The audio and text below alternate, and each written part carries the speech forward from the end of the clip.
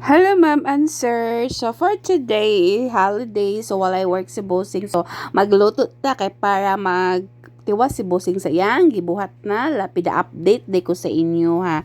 So mao na ni siya. So before good is gaplan lang gid siya nga magpabuhat siya, pero instead na magpabuhat siya na lang gid mismo.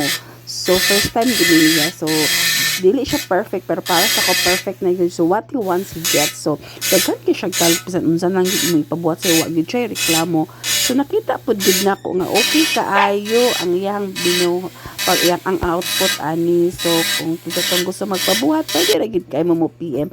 So hope you like this video. Please like and share. O diba? Awa o napagyapon siya pa. O napa siya pa unsa na para mo straight, o napa siya mga, o napay pa siya pa measure.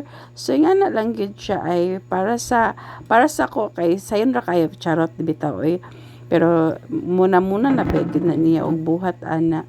So kana lang para napoy kanang napoy mo witness sa iyaha, o di ba, sige ra pud tig video pud ko sa iyaha.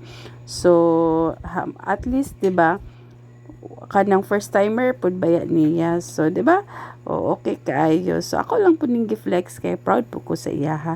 O pwede ra gid kay mo PM kay kung gusto mo ka nang inato lang barato pero nice gid kaayo. So medyo lapad-lapad man ang tile, so kailangan gid siya ikat. So dili pa gid ni siya ulit ang gikat, dili pa gid ni siya nahuman gid. Oh, thank you so much. Please like and share.